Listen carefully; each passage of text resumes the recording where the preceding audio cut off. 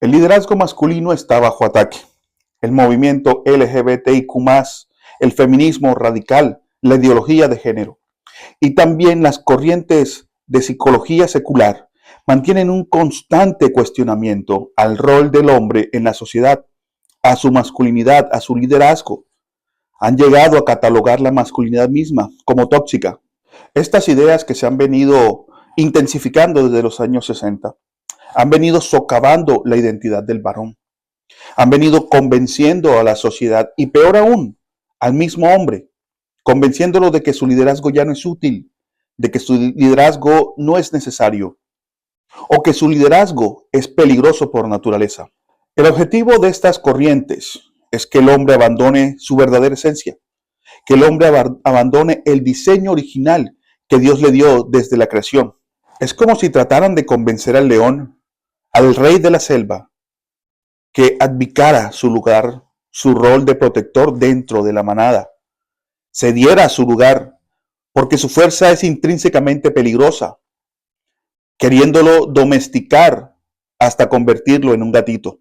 Y es eso lo que precisamente ha pasado con muchos hombres el día de hoy. Han sido persuadidos a dejar el rol que Dios les ha dado desde la creación, el rol de líderes, y han delegado la responsabilidad del liderazgo en el hogar y en la iglesia. Y para entender qué es lo que pasa en el mundo, entender quién es el ser humano, cuál fue el diseño original que Dios dio en la creación y qué fue lo que dañó ese diseño, debemos ir al inicio. Y con la ayuda del Espíritu Santo, comenzar a leer y a entender los 3 primeros capítulos del Génesis. Veamos ahora cómo se distorsionaron los roles, el del hombre y la mujer, cuando el pecado entró en el huerto del Edén. Y recordemos la escena, tal como nos las narra Génesis 3, del 1 al 6. Y dice: Pero la serpiente era astuta, más que todos los animales del campo que Jehová Dios había hecho, la cual dijo a la mujer: ¿Con que Dios os ha dicho, no comáis de todo árbol del huerto? Y la mujer respondió a la serpiente: Del fruto de los árboles del huerto podemos comer, pero del fruto del árbol que está en medio del huerto, dijo Dios, no comeréis de él, ni le tocaréis, para que no muráis. Entonces la serpiente dijo a la mujer: No moriréis, sino que sabe Dios que el día que comáis de él, serán abiertos vuestros ojos y seréis como Dios, sabiendo el bien y el mal. Y vio la mujer que el árbol era bueno para comer, y era agradable a los ojos, y el árbol codiciable para alcanzar la sabiduría, y tomó de su fruto y comió, y dio también a su marido, el cual comió así como ella. Eva es quien le da de comer del fruto a Adán. Y en la versión de la Biblia de las Américas dice explícitamente que Adán estaba allí con ella mientras todo esto sucedía. O sea que Adán en ese preciso momento se convierte en un ente pasivo, abdica su rol de líder y protector, porque él debió ejercer su liderazgo, él debió ser el líder y el protector y proteger el huerto y a su esposa del depredador. Pero en cambio, Adán decide tomar y comer del fruto. En ese momento, él deja de ser líder, deja de ser protector, deja de ser pastor y se convierte en un seguidor de Eva. Y a causa de esto, a partir de la entrada del pecado en el mundo, el hombre sin Cristo se convierte o en un abusador de la autoridad o en un ente pasivo. De manera que hay hombres que claudican de esa autoridad al no cuidar, al no proteger, al no guiar, al no proveer a su familia de la manera que deberían hacerlo. Y otros machistas que lo utilizan para abusar de esa autoridad.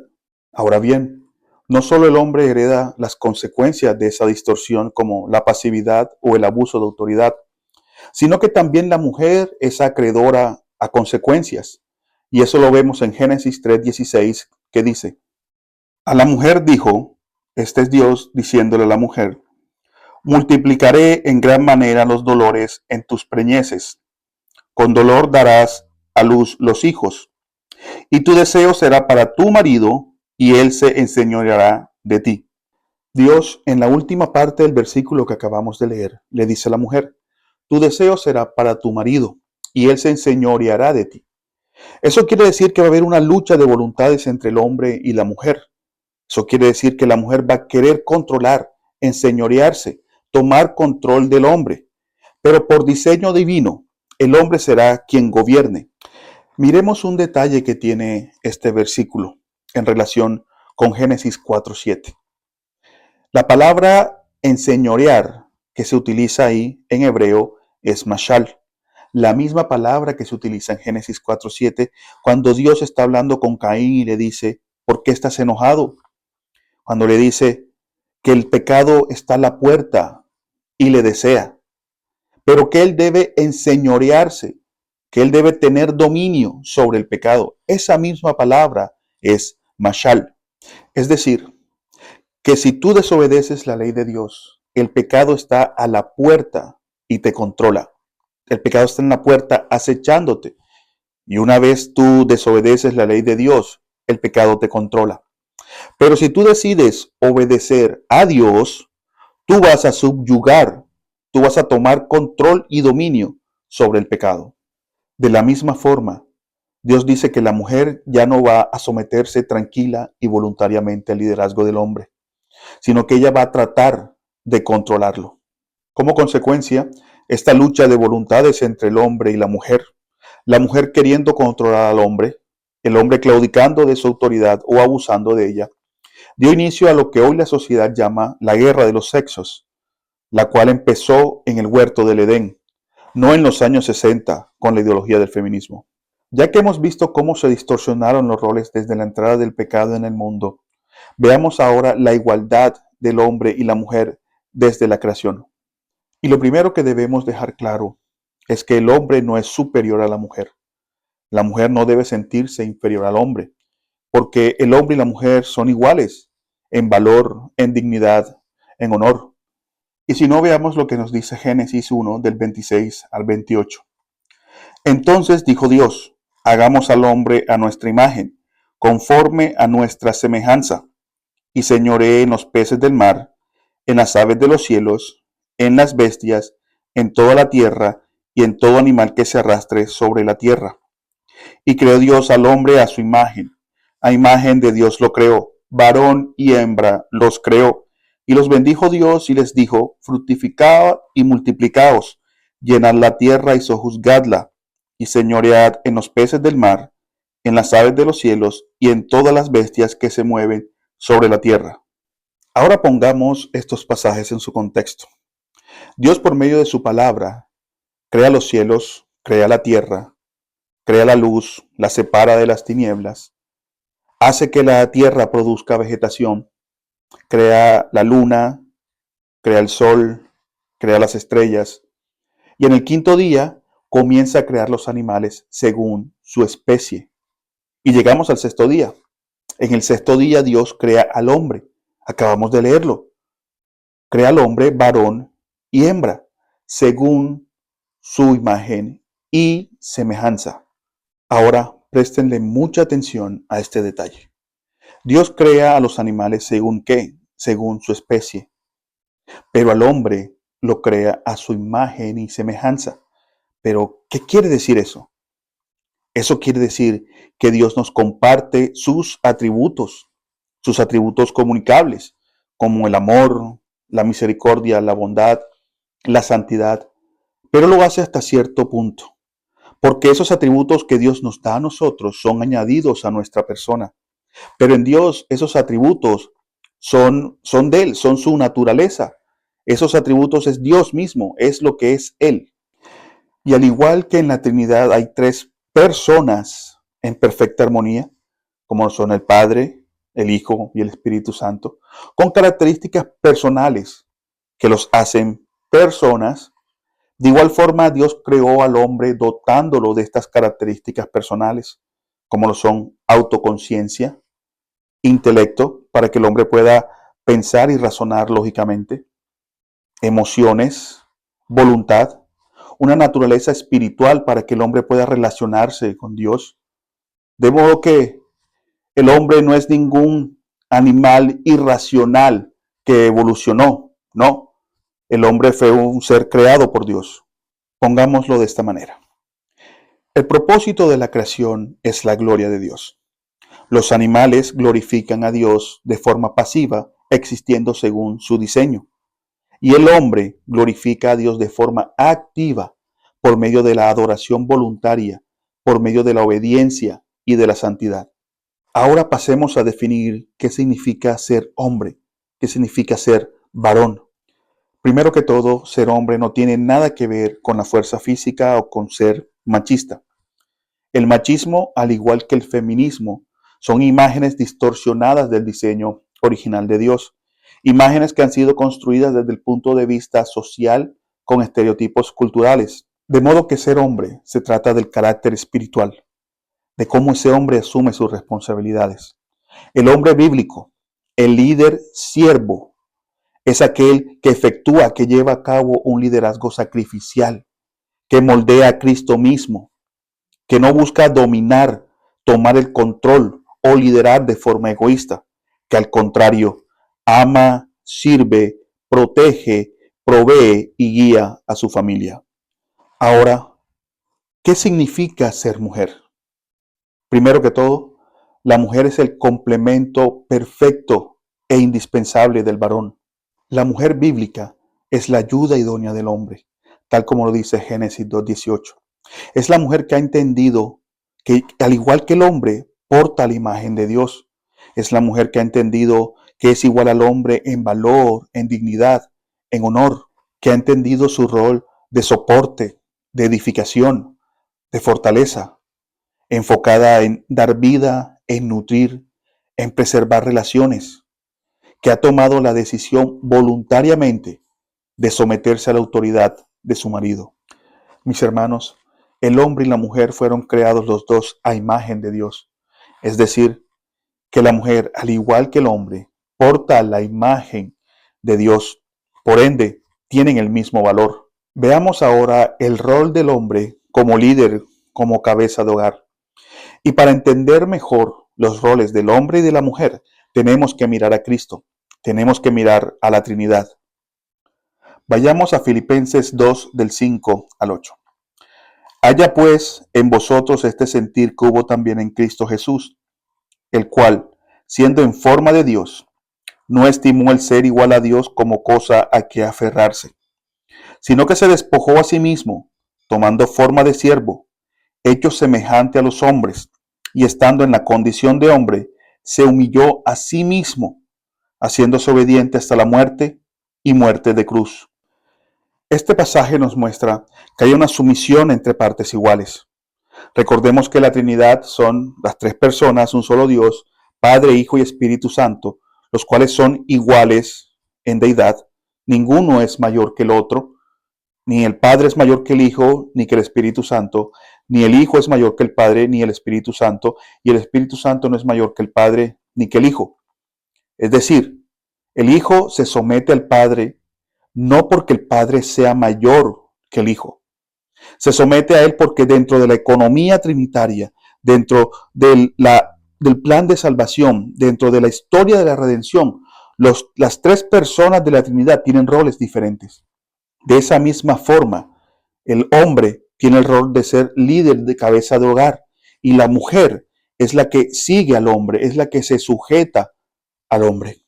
Leamos Efesios 5, del 21 al 26. Someteos unos a otros en el temor de Dios. Las casadas estén sujetas a sus propios maridos como al Señor, porque el marido es cabeza de la mujer, así como Cristo es cabeza de la iglesia, la cual es su cuerpo y Él es su Salvador. Así que, como la iglesia está sujeta a Cristo, así también las casadas lo estén a sus maridos en todo. Maridos, amad a vuestras mujeres, así como Cristo amó a la iglesia y se entregó a sí mismo por ella, para santificarla, habiéndola purificado en el lavamiento del agua por la palabra. A nosotros los hombres no se nos llama a someter a nuestras esposas. Es a la mujer, a la esposa, a la que se le llama a someterse voluntariamente a su marido. Y ellas lo hacen como un acto de confianza, de libertad, cuando ven a un marido que se sacrifica como Cristo, cuando ven a un esposo que está sometido a Cristo. A nosotros los hombres se nos llama a amar a nuestras esposas. Nosotros los hombres somos los líderes, somos la cabeza del hogar, pero nosotros lideramos sirviendo. Nosotros somos líderes siervos. Mis hermanos varones, grabémonos esas dos palabras en nuestros corazones. Somos líderes siervos. Lideramos sirviendo. El amor a nuestras esposas e hijos no es solamente un sentimiento. Cristo se entregó voluntariamente por nosotros. Ese es un acto de amor. Dios el Padre entregó a su Hijo unigénito, un acto de amor, para que muriera por nosotros, para salvarnos. Lo que haces por las personas que amas es lo que personifica el amor. Siguiendo con el tema del rol del hombre como líder, como cabeza de hogar, podemos ver en Génesis 2 cómo la Escritura hace un enfoque detallado de cómo fue la creación del hombre. Vemos cómo Adán fue creado primero para labrar, para cuidar el huerto del Edén. Y las Escrituras utilizan una palabra en hebreo para el verbo cuidar, que es shamar. Shamar es una palabra que se utiliza a lo largo del Antiguo Testamento para evocar la tarea principal del pastor, que era cuidar de las ovejas, defenderla de los depredadores, mantenerlas a salvo. De modo que cuando Dios pone a Adán en el huerto del Edén, le da la tarea de pastorearlo. Más adelante, Dios le da a Adán el mandamiento de no comer del árbol del conocimiento del bien y del mal. Eso es equivalente a la palabra que hoy en día tenemos. Dios le da directamente a Adán su palabra. Más adelante, Dios ve que Adán está solo y que necesita ayuda. Y dice, no es bueno que el hombre esté solo. Y le hace una ayuda idónea. Y es cuando crea a Eva. De modo que cuando Dios crea a Eva, en el huerto del Edén ya había un pastor, ya había un líder. Y la tarea de este pastor de Adán era pastorear el corazón de su esposa, enseñarle la palabra de Dios a su esposa, proteger a su esposa. Pero Adán falló en su tarea y dejó entrar el pecado al mundo. Y después, cuando pecan, Dios no buscó primero a Eva, Dios buscó a Adán y le preguntó, ¿en dónde estás tú? Dios no lo hace porque no supiera dónde estaba Adán. Dios lo hace porque Adán era responsable federal y espiritual del hogar. Y al igual que Adán, muchos hombres también hemos fallado en nuestra tarea. Muchas veces pensamos que ser cabeza, líder del hogar, es solamente proveer, poner comida en la mesa, pagar las cuentas. Pero la verdad es otra. Dios nos llamó no solamente a ser proveedores de nuestro hogar, Dios nos llamó a ser pastores de nuestro hogar. Ser cabeza no es controlar a nuestras esposas e hijos, es guiarlos con amor hacia Cristo. Tal como un pastor guía a su rebaño de ovejas, nosotros debemos protegerlos, debemos discipularlos. Ser cabeza no es levantar la voz, es levantar un altar familiar. Orar todos los días con tu esposa e hijos como familia. Y nosotros los hombres debemos tomar la iniciativa y hacerlo. Ser cabeza no es exigir respeto, es inspirarla con una vida de obediencia a Dios. Tu esposa e hijos tienen que ver en su líder una persona que estudia la palabra de Dios todos los días, que todos los días aparta un momento para la comunión con Dios. Nuestra responsabilidad no acaba cuando llegamos a la casa del trabajo. Nuestra verdadera responsabilidad continúa cuando llegamos a casa así cansados y abrimos la palabra de Dios, oramos con nuestra esposa e hijos como familia, los corregimos con mansedumbre y los animamos a seguir adelante en medio del desánimo. Varones, forjemos nuestro liderazgo de rodillas, reconociendo nuestras debilidades ante Dios, dependiendo diariamente de su gracia. Dejemos de ser un Adán pasivo o un líder autoritario y seamos hombres transformados por el Evangelio. Mi hermano, guía a tu esposa en el temor del Señor. Ámala como Cristo ama a su iglesia. Sírvela como Cristo hizo. Discipúlala con la palabra de Dios. Muere a ti mismo como Cristo hizo. Solo entonces comprenderás que ser cabeza. Dios los bendiga.